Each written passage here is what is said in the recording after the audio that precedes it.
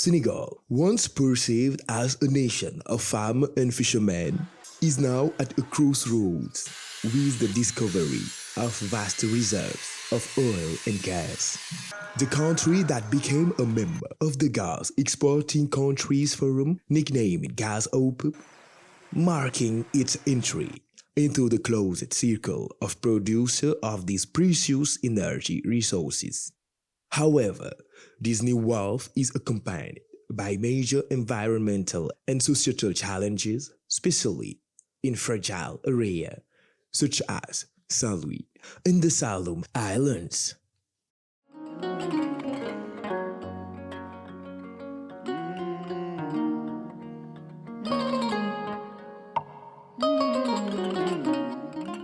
Senegal has long relied on the potential wealth of its subs oil. This strategy was confirmed by the discovery of phosphate deposits, a valuable resource for industry.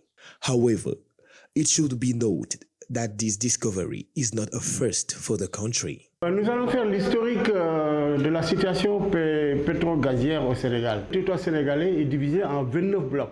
C'est 7 en onshore, c'est-à-dire par la terre, et 13 en offshore, en mer.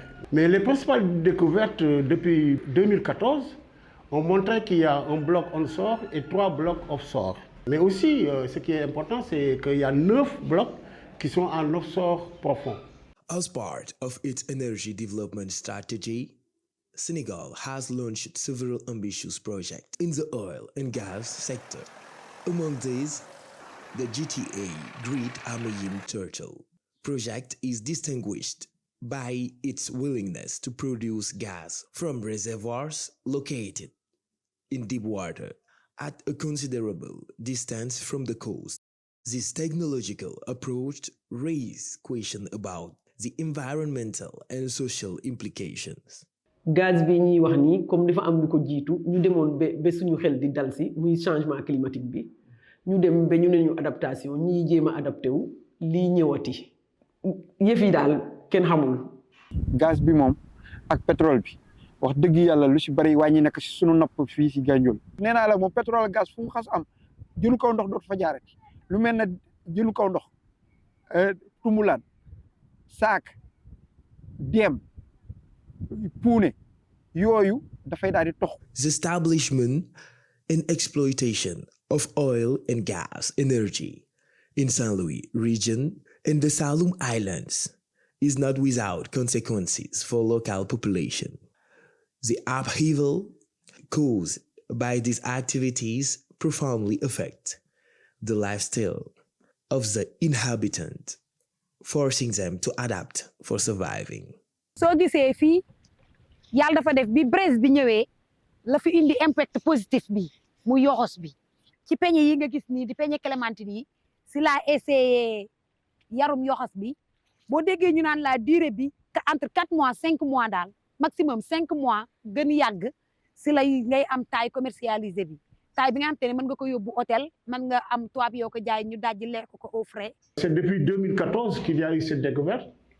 Le GTA, très important de classe mondiale, avec BP et Petrosen. C'est Petrosen, c'est la société sénégalaise, et BP British Petrol.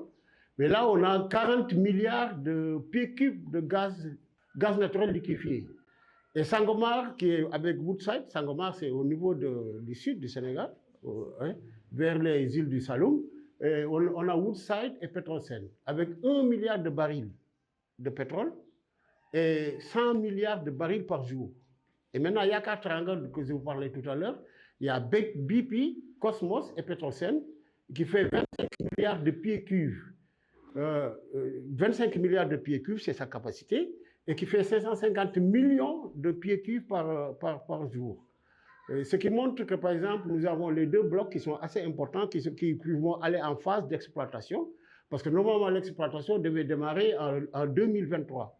The discovery of oil and gas deposits has a direct impact of fishing activities in the region.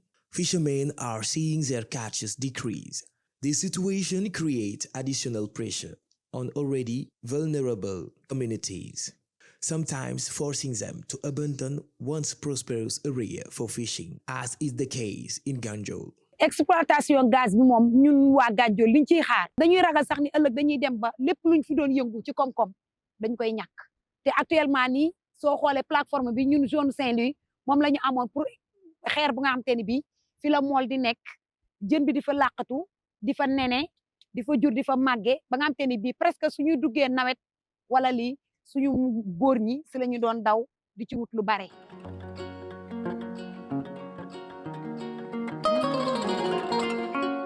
The Senegalese state sees in the discovery of gas and oil an opportunity for economic and social development for the country. However, it is essential that this vision also incorporated environmental and social consideration to ensure sustainable and equitable development for all stakeholders. soo xoolee du luy dex la du lay géej la su ne ay maam tànn dëkk ak dex dëkk ak géej est-ce que ñoom li ñu doon tànn pour dëgg est-ce que ñoom xamuñu ko si xam nañ ko de lii tool la xanaa sooy dëkk Grand àll bi nga dëkk di nga fexe ma am tool booy bayee ñun tool bi ñu bayee mooy géej gi tool bi ñu bayee mooy dex gi li doon mag ñu tànnal ba pare suñu problème environnement maanaam ci dundin su fekkee ne xàmmee nga maanaam nga xool doomu dëkk bi nii nga romb fi xool leen rek ngay jàngat di nga comprendre ñii fi juddoo dëkk fi daan xam ndax seen deret ngay xool c'est bon. Vu l'opportunité de l'exploitation de ces gisements pose de sérieux problèmes. Pourquoi? Parce que l'impact sur la pêche est tellement important, compte tenu du fait que, par exemple, la pêche a des revenus plus importants que l'exploitation du pétrole et du gaz, et les conséquences seront tellement néfastes pour l'avenir des populations qui sont sur cette côte. To fully understand the issues related to the exploitation of these energies, it is necessary to conduct an in-depth analysis for the potential impact of the environment, local economies, and people's lifestyle. This holistic approach would make it possible to identify mitigation measures. Plateforme bi ñu teg fii béréb bi ñu ko teg maanaam këru nappkat yi la kër gi Jatara la tudd Jatara nag maanaam ni ma la ko mën a misaale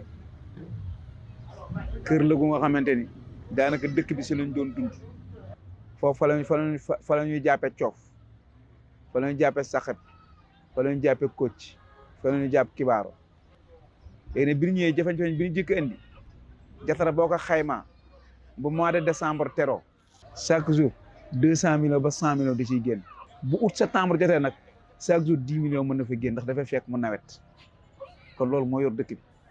The location of these gas platforms by the Senegalese authorities is causing controversy, especially among fishermen who see their traditional fishing area threatened by this project. suñu lu bare si lañu ko daan defee booba tegaguñu plateforme bi si lañ daan yëngu di ci am as tuut tey nag gis nga plateforme bi ñu ko tegee ñoo ngi ci di góorgóorlu mais su ma la waxee lii ni la ay jour laa ko dajale danga naan ma déedéet ñuy wax daal ni fi mu toll nii daal Gandiol moom moo xam mool mi moo xam jigéen bi liggéey transformatrice ñun ñëpp commencé nañu am jaaxle yu méttee.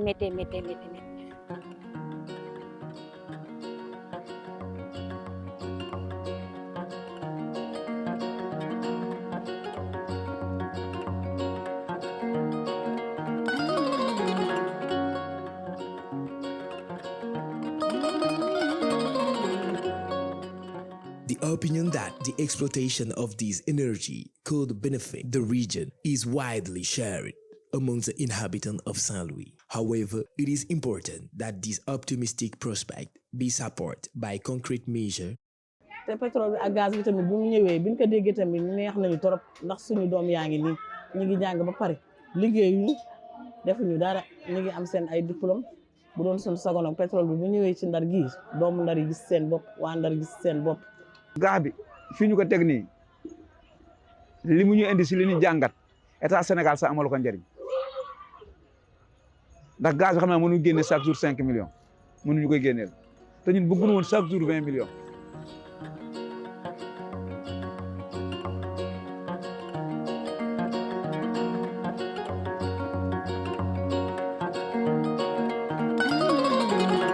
Njaan nappe bu jëkk di am jën léegi bu ñu fa demee dañ ñuy dàq boo daan génn fii si Ndar benn mànd nga daan daw lakk benn mànd mbaal bu jëkk jàpp yaaboy bu bare façon jën wu ne dañ ko daan jàpp mais léegi mën a toog.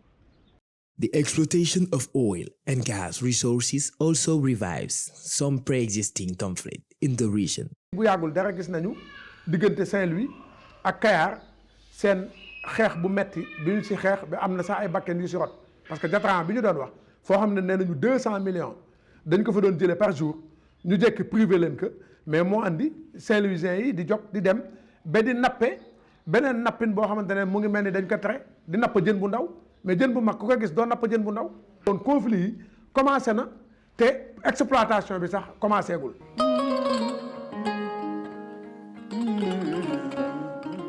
These many concerns highlight the importance of transparent communication and meaningful consultation of stakeholders in decision-making on the exploitation of natural resources. gaz bi ak pétrole bi ñuy wax tiitaange lañ ci am xamuñu la muy jur ak la muy wàññi parce que amuñu leneen lu dul géej gi ñii dañuy ñëw waxee nii ñii waxee nii. Il y a un vrai dilemme, c'est que les effets négatifs du pétrole et du gaz, dont on veut croire par exemple au Sénégal que ça va avoir un impact assez important sur l'économie, et là c'est vraiment une contradiction par rapport au fait qu'on va détruire cette activité qui est très importante, que ce soit la pêche.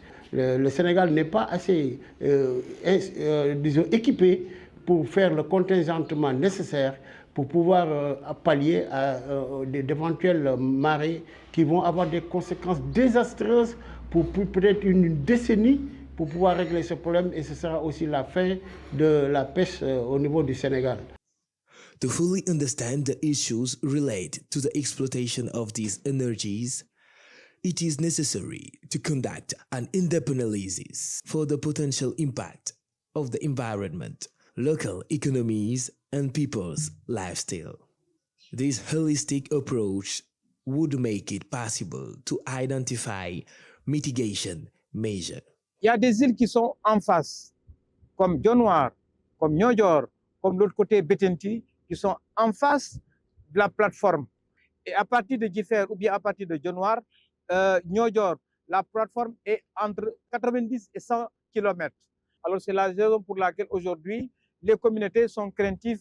The population affected by the project call on the Senegalese authority to set up a compensation program for fishing communities forced to leave their localities because of their industrial activities. ci zone de danger lañ nekk parce que ñëpp gis nañ ne érosion côtière bi nu muy def déjà ci suñu côte yi kon nag képp ku nga xamante ne mu ngi liggéey ci zone bi war nañu ut ndàmpaay bu nga xamante ne mun nañ koo préparer pour ñooñu. fépp fu mool ne ñu jéem lu geesu jàppale nu.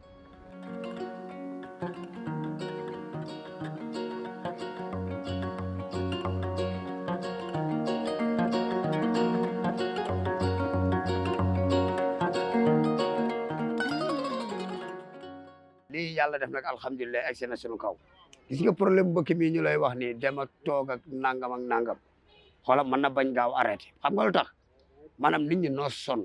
In a area like Sangomar, where oyster farming is an important activity, residents have had to adapt to the challenge of climate change, but also threatened by the exploitation of these fossil fuels. boo demee Sangomar dafa am ay vasières yu bëri am na fu ñuy wax Celemka am na fu ñuy wax Sarekosi te li tax ñu taamu ko mooy paañam moo gën a dijj wut ay alternative yoo xamante ne na peut-être ñun ñi fi nekk di ko defar du ñu am jafe-jafe.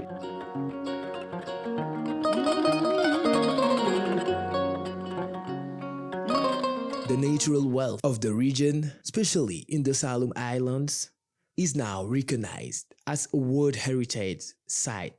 This designation underlines the importance of protecting these unique ecosystems and ensuring that their exploitation is carried out in a responsible and sustainable manner in compliance with the highest environmental and social standards. boo seetloo delta du Saloum ñun dañ koy ndamoo di ko tiitaroo te moomeelu àdduna bi la nee nañu patrimoine mondial la ñu ngi ci conservation biotope yi ñun ñu ngi ci restauration écosystème yi parce que ñun ñooy reboiser ñooy ensemencer kon war nañu xam ne am na ñuy ñoŋal patrimoine mondial boobu ñu gëstu ñu lii di ñëw bu fi naree yàq dara daal ñu yëkkati seen baat jàppale ñu. The gradual disappearance of fishery products in areas like Ganjol is an alarming signal of the harmful consequences of oil and gas exploitation on marine ecosystems. L'écosystème mangrove regorge tout ce qui est produit ou tout ce qui est en fait ressources halieutiques. Le poisson, la crevette, les huîtres, les moules, etc. Alors si un jour, on ne le souhaite pas encore une fois, s'il y a des dégâts, mais toutes ces espèces vont disparaître. Et ça va créer effectivement donc, des conséquences néfastes pour la survie des communautés. Pala bi tey soo ko xoolee tey fi ñu ko daan jàppee tey tere nañ leen ko waa plateforme bi tere nañ leen ko tey dañuy xuus fu gën sore ci biir géej gi pour mën ko am indi ko lii mu nekk koom-koom bu nga xam te ne bii mi ngi fii ci zone Gandiol mool yi daan fi toog di suturlu di ko jàpp tey mool yëpp immigré ji ñii ñoo ngi Cap ñii ñoo ngi Casamance ñii ñoo ngi fu ne. léegi nag tey état Sénégal jël na ko jox ko tubaab bi tubaab bankaa jëriñu tuñu na amuñu si dara.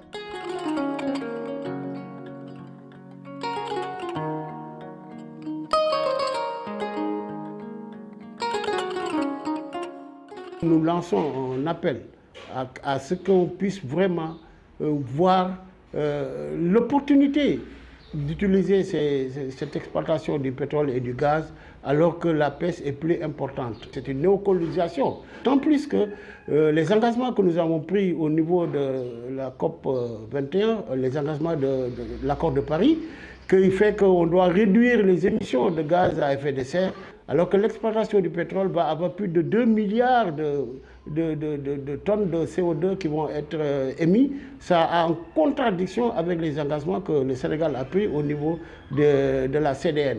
C'est pourquoi je crois que les énergies fossiles doivent rester à terre. On n'a pas besoin d'exploiter ces pétroles qui peut-être économiquement n'aura pas une très grande rentabilité, socialement n'aura pas une grande rentabilité, mais aussi au niveau de l'avenir de ces pays, parce que aussi il faut penser à la jeunesse, va subir les conséquences de décisions qui sont prises au niveau du Sénégal, et ça aussi on impacte sur des effets intergénérationnels qui fait que on parlera de justice climatique. Senegal is at a historic turning point. The exploitation of hydrocarbon can offer considerable economic prospect, but it must be conducted in such a way as to preserve the fragile ecosystem and lifestyle of local population.